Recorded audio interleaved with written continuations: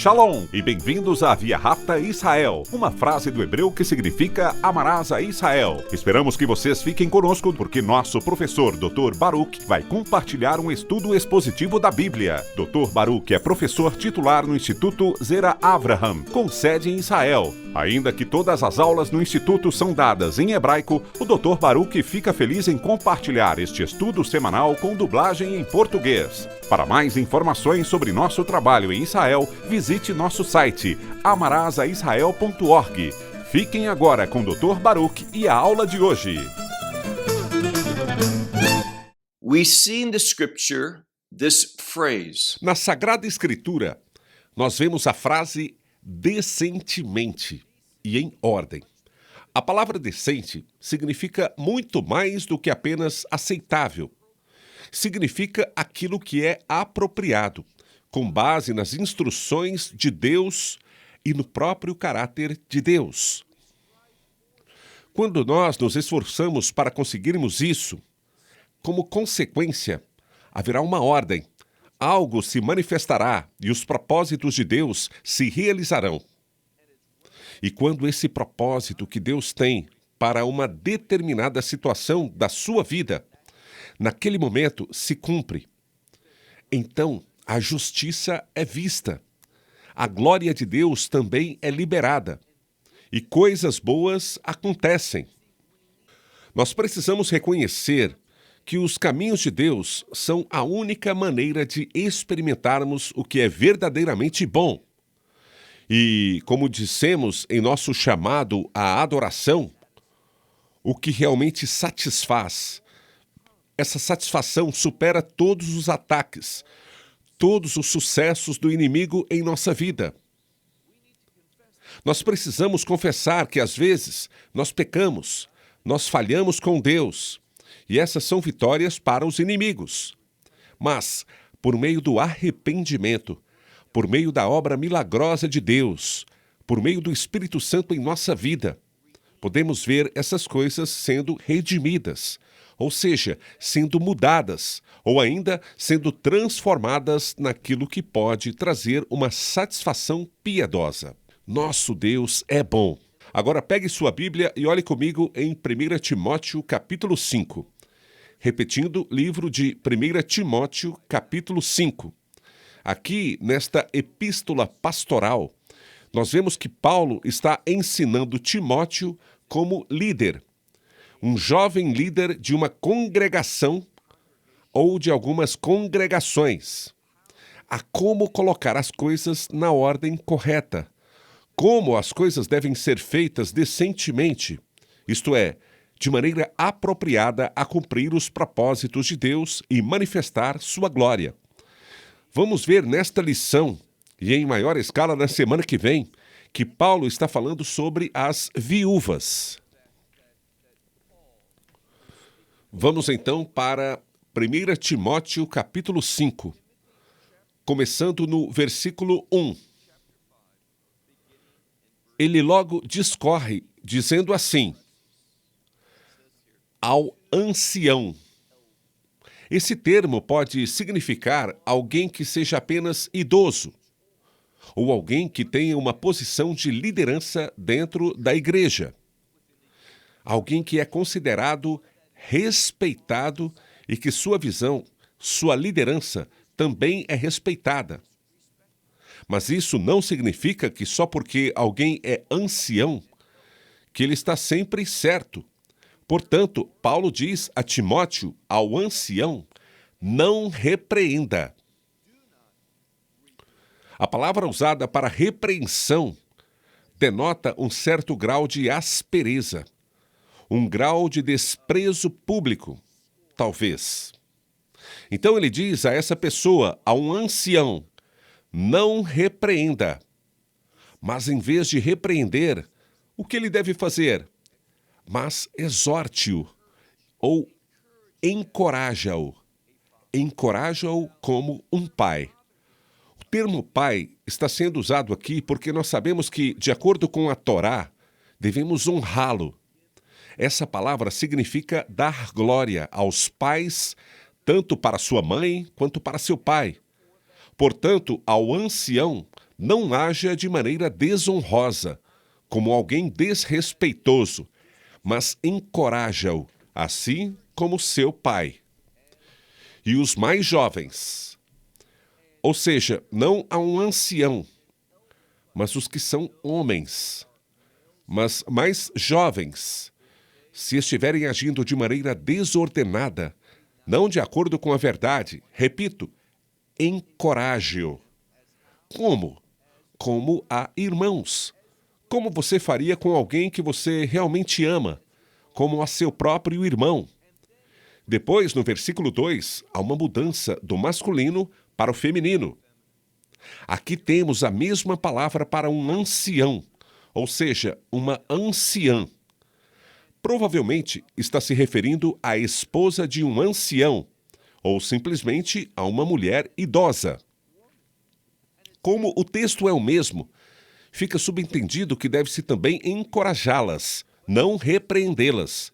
Assim está escrito: encoraje-as como as mães, ou seja, as mulheres mais jovens, moças. Assim como vimos anteriormente, homens mais jovens. Mulheres mais jovens também como as irmãs. Mas tem uma diferença aqui. Quando chegamos a essas moças, sim, nós encorajamos. Nós queremos colocar as coisas em ordem. Mas algo está sendo enfatizado. Algo está sendo colocado em destaque. Do que ele está falando? Bem, não apenas encorajá-las, como você faria com sua irmã, mas ele diz, com toda pureza. Esta é provavelmente uma referência, se olharmos para isso talvez da posição da comunidade judaica. Em vez da palavra pureza, talvez a palavra hebraica seria snua, que tem a ver com modéstia, tem a ver com a adequação em relação a como uma moça, ou todas as mulheres se apresentam para esse fim. É simplesmente enfatizar, a encorajá-las a serem mulheres modestas. E como vimos anteriormente, isso pode gerar em grande parte em torno de trajes, da forma como se vestem, como os outros as veem. Será que elas estão dando exemplo de modéstia? E como a palavra diz aqui, de pureza, isso é muito importante. Agora vamos mudar para o cerne desta passagem, que são as viúvas. Sabemos que, biblicamente, a Escritura dá instruções sobre as viúvas. As viúvas ocupavam um papel importante dentro da igreja de Israel, onde lhes foi instruído, ordenado a cuidar dessas mulheres mais velhas, que eram viúvas, pois seus maridos haviam morrido. Havia ofertas feitas para elas. Elas ocupavam funções no templo, sendo que, na época do Antigo Testamento, oravam incansavelmente no templo. Nós vemos, por exemplo, no Novo Testamento, no livro de Lucas, uma mulher com o nome de Ana. Ela estava lá e orava continuamente. Lembre-se disso porque isso será apresentado mais tarde nesta passagem. Agora, olhe novamente para o versículo 3, onde está escrito: cuide das viúvas. E depois diz que verdadeiramente são viúvas. Só porque uma mulher perdeu o marido não significa que ela se enquadra nesta categoria. Dentro do contexto de que estamos falando sobre as viúvas. Sobre as viúvas que têm funções, sobre viúvas que, na igreja onde frequentam, assim como vimos entre os filhos de Israel, também assumem uma responsabilidade pessoal. Deixe-me dizer que, na minha opinião, somos todos culpados dessa situação. Não estamos fazendo um bom trabalho a esse respeito. Isso é algo que Paulo enfatizou a Timóteo. Portanto, deveria ser recebido e também deveria ter o mesmo significado que Paulo deu nesta passagem da Escritura. Então, olhem novamente. Diz aqui, voltando ao versículo 3. Cuide das viúvas que verdadeiramente são viúvas. Mas se, agora olhe para o versículo 4. Mas se ela tiver filhos ou netos, ele diz que eles aprendam primeiramente a serem piedosos em sua própria casa. O que significa que, se esta mulher que é viúva, se ela tiver filhos ou netos, eles precisam ser ensinados. Eles têm que aprender primeiramente, como prioridade, se quiserem ser indivíduos piedosos, a começarem em sua própria casa. Aqui, obviamente, faz-se referência à família, pois esta santidade, esta piedade, deve começar com aquela viúva em sua própria casa, em sua própria família. Portanto, antes de se tornarem um fardo, uma obrigação financeira para uma igreja, antes de tudo, a família, os filhos, a próxima geração ou a segunda geração precisa cuidar de sua mãe ou avó. Isto é apropriado e remonta ao que vemos na Torá, que você honra aqueles que lhe deram a vida, isto é, os seus pais, e você honra aqueles que são mais velhos, que são idosos. Continuando, diz aqui, mas se uma viúva, filhos ou netos, tiver, que eles aprendam primeiramente. É questão de prioridade, a cuidar que sua própria família seja santa, piedosa. A próxima palavra é recompensa, pagamento como contrapartida. Dessa forma, está escrito, e a recompensar, retribuindo pelo bem recebido. E este pagamento, esta doação da próxima geração ou da segunda geração de sua mãe ou avó diz, pois isso é aceitável. Isso é aceitável e bom. É bom e aceitável diante de Deus. Repetindo, que estas pessoas retribuam. Retribuam a quê? Veja, é muito importante que esta palavra seja recompensa, ou seja, não se trata de uma compra, mas sim de uma retribuição. Da mesma forma que nossos pais e nossos avós impactaram nossa vida, deveríamos ter esse reconhecimento, querer reconhecer cuidando deles, estando dispostos a dar dos nossos recursos para eles antes que a igreja faça isso. Continuando, está escrito, pois isso é bom, ou seja, a vontade de Deus, e aceitável diante de Deus. Versículo 5. A que é realmente viúva. Veja aqui outra coisa sobre ela. E desamparada. Isso implica exatamente o oposto do que aprendemos.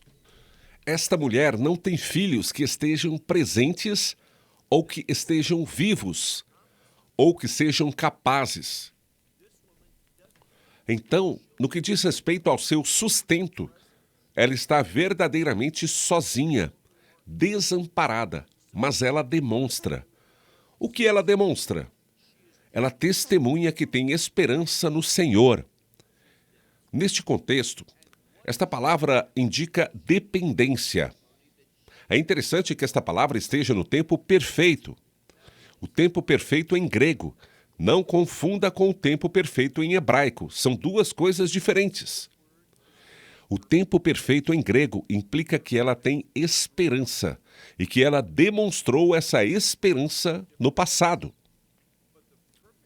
Essa esperança ainda está viva e sendo demonstrada hoje que sua fé, sua confiança está em Deus.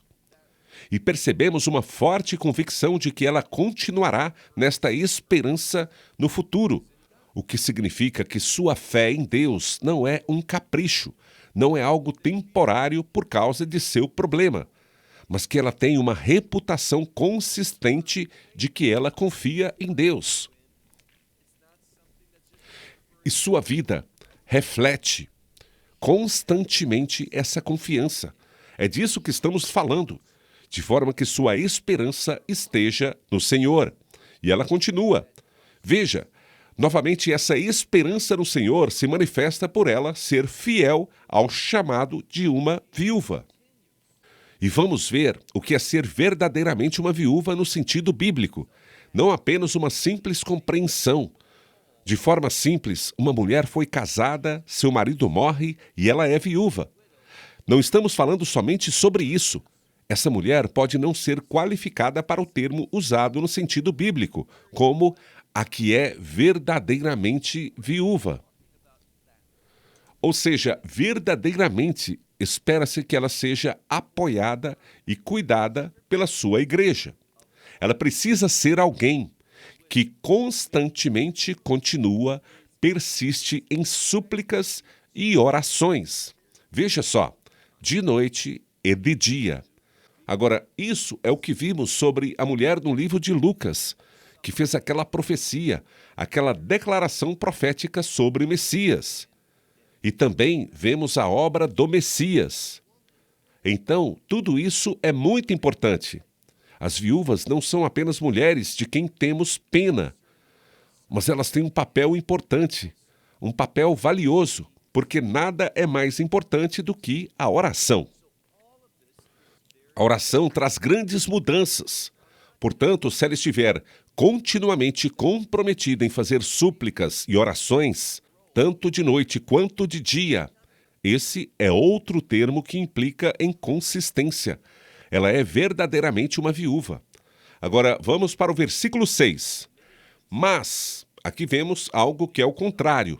É assim que você pode discernir se esta mulher que perdeu o marido é, de fato, uma candidata a ser colocada nessa categoria de apoio à viúva. Está escrito, mas se ela... E há uma palavra que está sugerindo que nós traduziríamos para português como em relação à autoindulgência. Alguém que está procurando e buscando as coisas boas da vida. Ela não está procurando uma vida tranquila e simples. Ela simplesmente não está procurando o sustento, a provisão diária para que ela possa viver como sacrifício a Deus ao fazer orações e súplicas pelos outros. Se ela está mais preocupada em viver no luxo e em se satisfazer simplesmente, o foco de sua vida está em si mesma. Diz o versículo 6, se for esse o caso, então a vida dela, o seu viver, e isso seria basicamente falando que seu modo de viver está como? Está morto. Então, ela não está sendo exemplo de vida na fé, mas a sua vida fala daquilo que está morto. Agora vamos entender uma coisa. Quando falamos sobre o reino, o que deve vir à nossa mente é a vida. O reino produz uma qualidade, um caráter de um tipo específico de vida.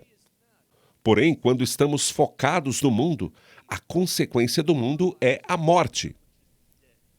A vida do reino neste mundo é a morte. Portanto, esse trecho está simplesmente dizendo o seguinte: se ela coloca relevância em si mesma e na vida neste mundo, então ela é realmente alguém que está praticando a morte e não a vida. Isso é o que a sua existência representa. Portanto, ela não deveria ser levada para esse grupo de viúvas. Vamos continuar, veja o versículo 7. Paulo diz, essas coisas, o que já falei para você, e além disso, o que ainda vou compartilhar com você, essas coisas ordeno para que eles sejam irrepreensíveis. Preste atenção, irrepreensíveis. A quem está se referindo? Quem é eles? Podem ser as viúvas? Ou poderíamos estar falando sobre a congregação no sentido coletivo? Se uma congregação souber como tratar com essas viúvas de maneira adequada, quais inscrever, quais não inscrever, então eles terão um testemunho piedoso. Eles serão uma congregação irrepreensível. Veja agora o versículo 8. Mas se alguém... Aqui está falando sobre os membros, os irmãos da igreja, aqueles que talvez tenham mãe ou avó que sejam viúvas. Diz aqui, Mas se alguém, a própria casa, ele não sustenta. Depois vem a palavra especialmente. Então, especialmente, se alguém, a própria casa, a sua família, ele não sustenta, continuando, este nega a fé. Você sabe o que é importante? Que essa negação da fé também está no tempo perfeito grego, que fala que ele fez isso. Ele está fazendo isso e não vai haver mudanças em sua vida. Toda essa informação nos apresenta um princípio importante. Quando alguém, novamente, lembre do misgere, da estrutura, da plataforma com a qual Paulo começou com as palavras decentemente e apropriado. Aquilo que ele fala não para repreender, mas para encorajar. Assim, se houver alguém que não estiver fazendo a coisa certa, se você confrontá-lo com amor para encorajá-lo a fazer a coisa certa, essa pessoa pode se arrepender depois de ter sido confrontado e dizer: é mesmo, você está certo. Eu preciso fazer mudanças em minha vida. Eu não estou agindo como Deus gostaria.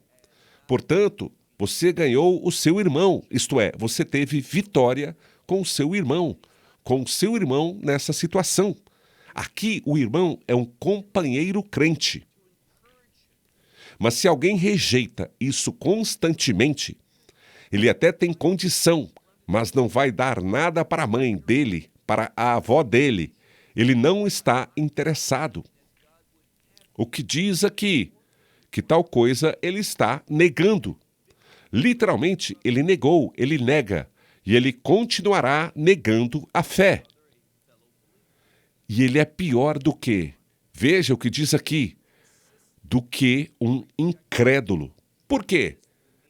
Porque há muitos incrédulos que percebem esta verdade básica de cuidar dos pais e avós, compreendendo esse relacionamento familiar, que eles investiram suas vidas em você, que eles o trouxeram à vida, que criaram você, cuidaram de você. Então é simples, é natural. E se alguém não se submete a essas verdades, como ele diz aqui, eles são piores do que um incrédulo. O versículo 9 diz assim: a viúva você inscreve. Ou seja, você a coloca nesta categoria para apoiar este grupo de viúvas. Se uma viúva que não alcançou 60 anos, basicamente, ele fala para só trazer quem chegou nessa idade. Elas precisam ter 60 anos.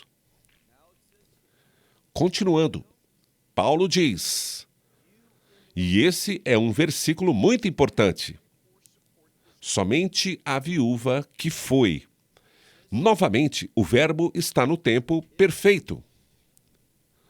Ele está falando de algo que é consistente, de algo que está acontecendo, que esta mulher tem um testemunho no passado.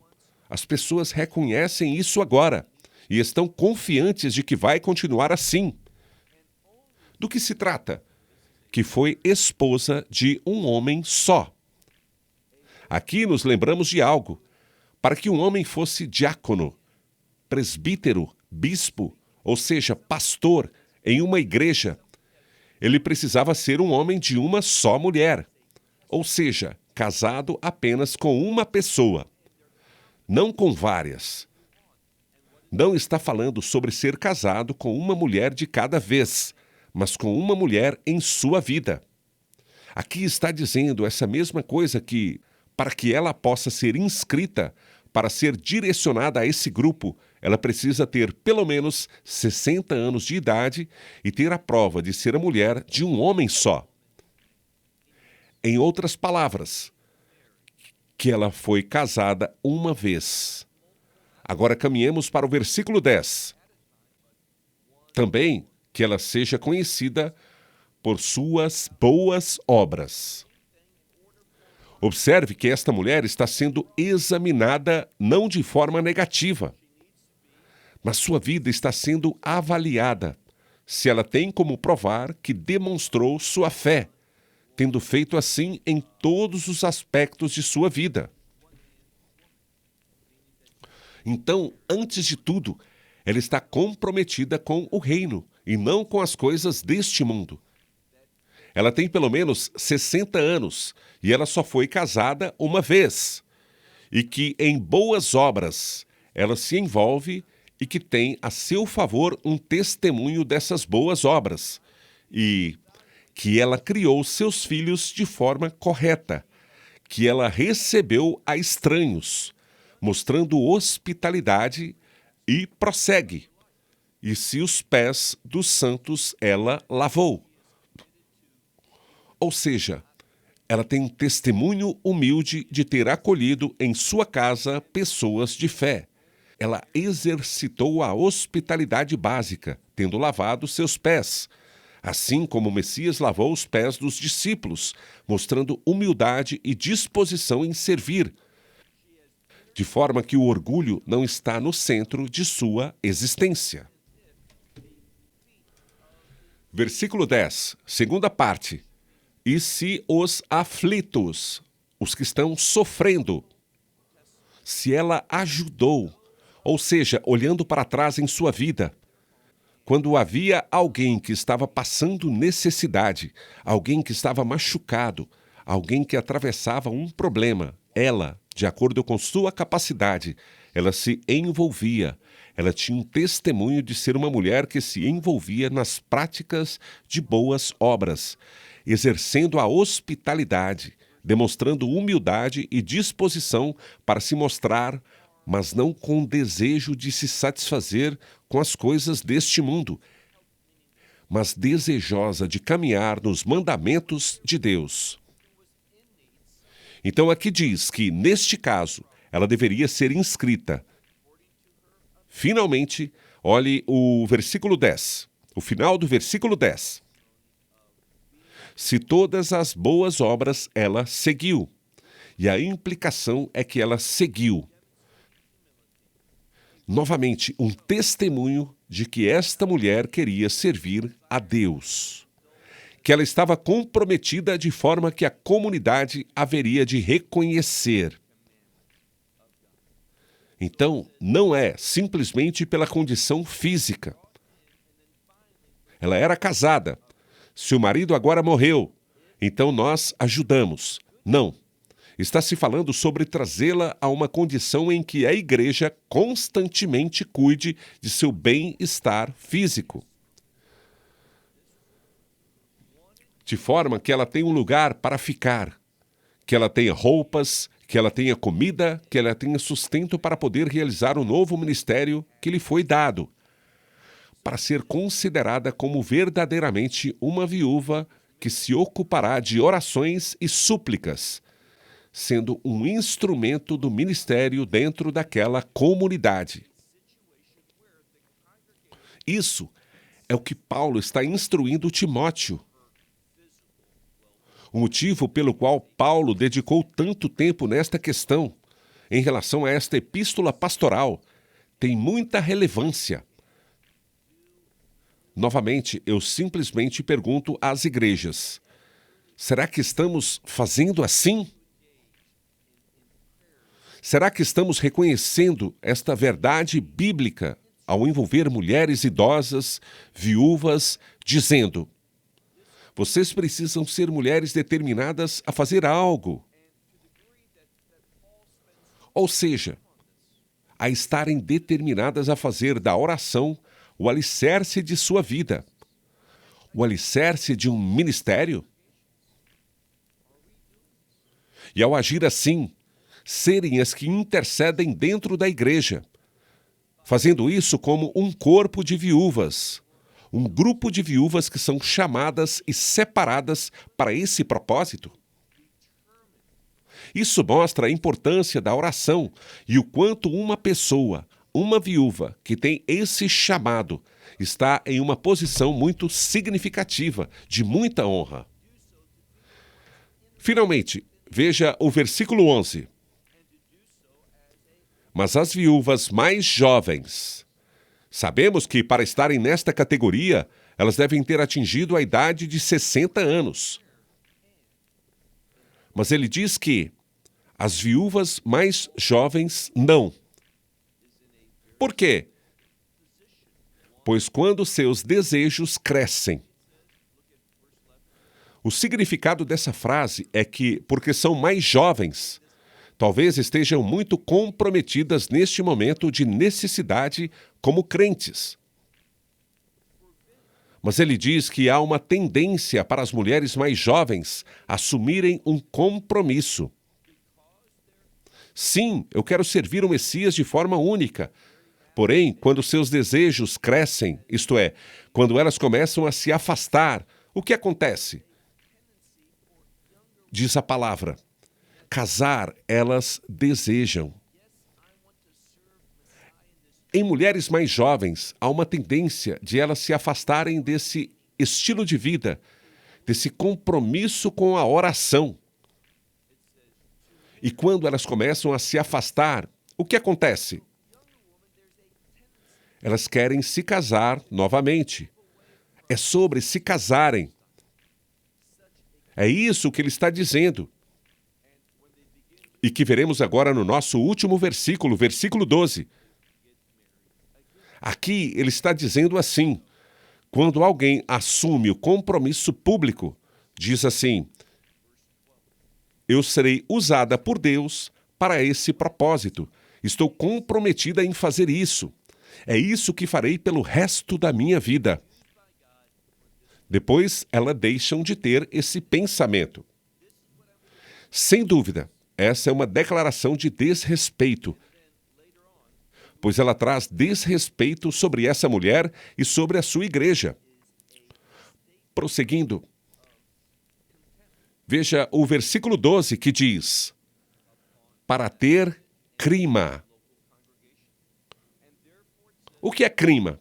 Julgamento. A palavra crima também pode significar condenação. Ela faz assim e se afasta. Ela tem a condenação porque a prioridade de sua fé, vejam, é a mesma palavra, a primeira prioridade da sua fé. O que ela fez? Deixou de lado. Ela não continuou nesse chamado que ela reconheceu. Mas quando as circunstâncias podem ter mudado, ela encontrou alguém com quem se casar. Ela encontrou uma oportunidade diferente. Ela estabeleceu esta prioridade que ela testemunhou, que era a prioridade de sua vida. Ela a deixou de lado para mudar para algo que fosse diferente deste chamado à oração. A ser uma mulher de oração para aquela igreja e até para alguém daquela igreja. Deixe-me assim concluir dizendo que há uma grande necessidade da igreja em reconhecer as viúvas, reconhecer a sua necessidade, reconhecer esse papel especial e fazer parte dos seus orçamentos para apoiar as viúvas que são verdadeiramente viúvas. E é claro que tem essa necessidade financeira. Pode haver uma mulher que atenda a todas as categorias, todas as credenciais, etc., por ser viúva. E ela pode ser levada a este grupo. Louvado seja Deus por isso. Mas ela pode não ter a necessidade financeira. Pode ser financeiramente bem de vida, rica. Ela ainda pode ser viúva, mas não fará parte daquela pensão que a igreja dá às viúvas que estão sozinhas, que não têm recursos financeiros e que são dependentes. Então, vamos assumir o compromisso de que nas igrejas que frequentamos, que comecemos a pensar em como praticar essa mensagem bíblica que Paulo deu a Timóteo sobre a importância dessas viúvas. Bem, vou encerrar por aqui. Até semana que vem. Shalom, desde Israel. Next week, Shalom from Israel. Esperamos que você tenha desfrutado da aula de hoje e que possa compartilhá-la com outros. Te convidamos a participar e nos acompanhar a cada semana, a esta hora e por este canal, em mais um episódio de Amarás a Israel. Para mais informações em português, visite amarasaisrael.org, onde encontrará muitos outros estudos realizados pelo Dr. Baruch. Até a próxima semana. Que Deus, nosso Messias e Yeshua, nosso Senhor Jesus Cristo, te abençoe durante a sua caminhada com Ele. Shalom, desde Israel.